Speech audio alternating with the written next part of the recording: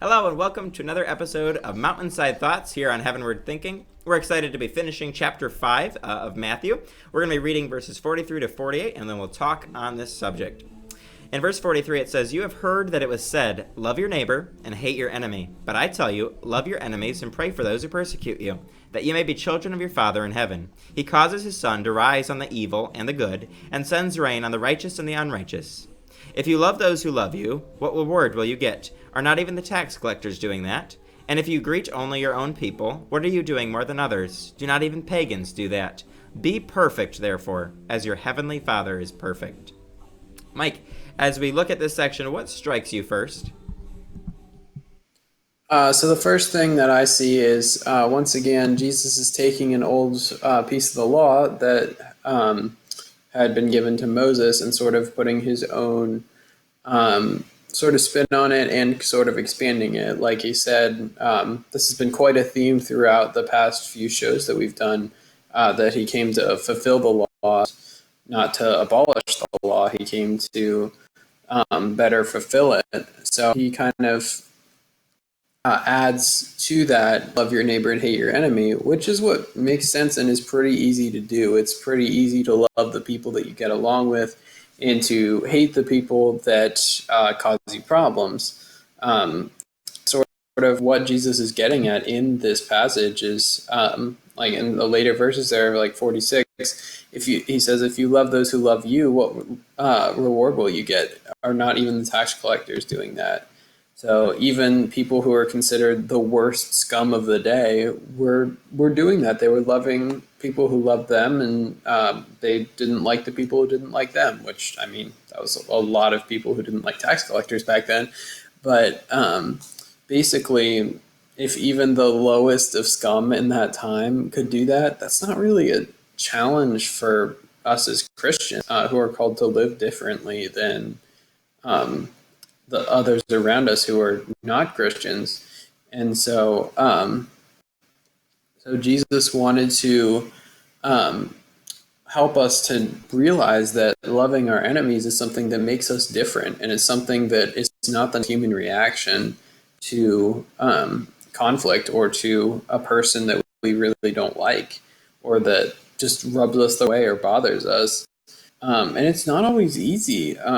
Some people just really bother you, or they just are really mean to you if you're a Christian. And I personally haven't had a lot of direct persecution. I'm thankful for that. But at the same time, it's like there's a lot of people I know who really rub me the wrong way.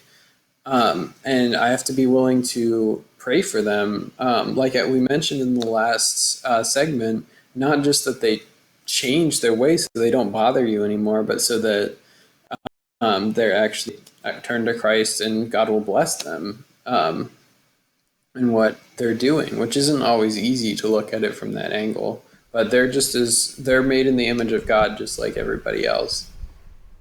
Absolutely. And like you said, as you were talking through all of that, it's not easy. And Jesus, he's flipping this whole perspective that people had. People had this perspective of what was in the Old Testament of love your neighbor and hate your enemy. And what Jesus is coming in is totally changing the game. He's saying you have to love your enemies. You have to pray for those who persecute you. And here on Heavenward Thinking, we've done a couple of shows before where we spent the whole time just talking through persecution. And we spent an entire 40-minute segment one time just walking through a personal experience of persecution for being a Christian and what that does and how hard it is to get through life with that and how hard it is to love people like that. But as Christians, like you said, it's not supposed to be easy. We're not supposed to do like what the tax collectors were doing, where they were just loving those who love them. We're called to do something way harder. We're called to love those who hate us, those who we find it hard to love. We're called to love them. We might not have to agree with what they're doing. We don't have to like what they're doing or the things that they do to us, but we still have to love them. We have to pray for them. We have to pray that God would intervene in their life and that Jesus would change them, that they'd come to know Jesus, and then that their life would be totally different. And it's really a powerful example we have the opportunity to be to people when we love those who don't love us back, when we love those who persecute us and hate us and mistreat us. those who slander us. This really, at the end, it kind of goes back to what was at the beginning of the Sermon on the Mount, where it kind of was talking about persecution and how they treated the prophets is how they're going to treat you. And it really is cool how Jesus kind of ties this all in with what he started with in the Sermon on the Mount and then what he ends this segment of the sermon with in this chapter, where he's talking about you have to love your enemies. And I think that's just really a cool perspective that we get to have here as we develop this heavenward thinking. It's really getting us focused on thinking differently. And part of thinking differently with heavenward thinking is loving people well and loving people who hate us, loving our enemies. So I think that's really key here in this segment. What else in this segment really stands out to you?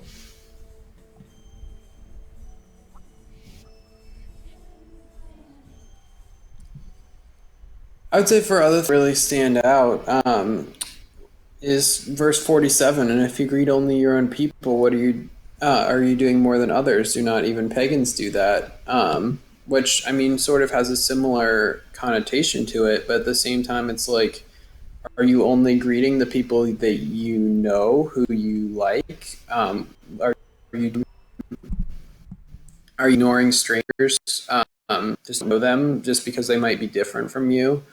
So I think feel like there's a subtle amount of talking about inclusion and being welcoming to other people who may not necessarily be like you or like-minded or have anything in common with you at all. But we're still called to be welcoming them and to them and generous to them in that way, so that we can be a witness to them. So that because you never know who might need a friend to talk to. That even just a simple "How is your day going?" or introducing yourself and saying, "I'm here if you need anything."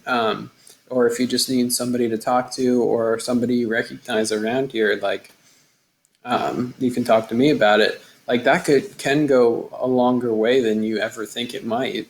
Some very simple words could mean a lot to somebody that might not be as connected as you are.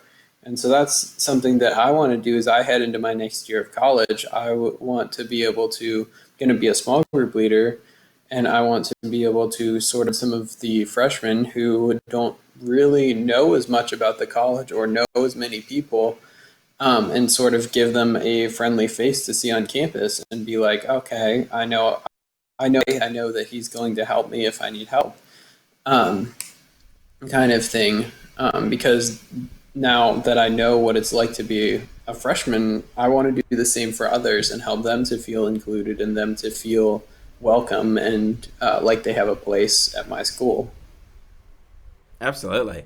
I think as you're talking through that whole inclusion thing, I think as Christians, we have that opportunity, like you're saying, where we can reach out to people who may be totally different than us, who may share almost nothing in common or maybe nothing at all. We have that opportunity and that challenge as Christians where we're supposed to be spreading the light of Jesus to everybody we come into contact with, whether we like them or not, whether we agree with them or not, or anything like that. We have that challenge where we're supposed to be spreading the light of Christ. And hopefully, as viewers have been listening each week as we've been going through this whole Sermon on the Mount in Matthew chapter 5, and as we continue moving now into chapter 6 next week, hopefully they see that and they see that they have a unique opportunity as Christians to share the light of Christ in a unique way with those around them.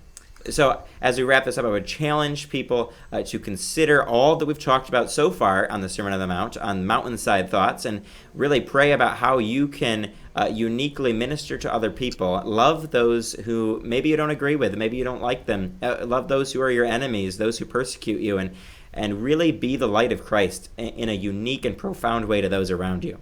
So I hope you do that this week and pray that you do that. And then join us next week as we start chapter 6 on Mountainside Thoughts here on Heavenward Thinking.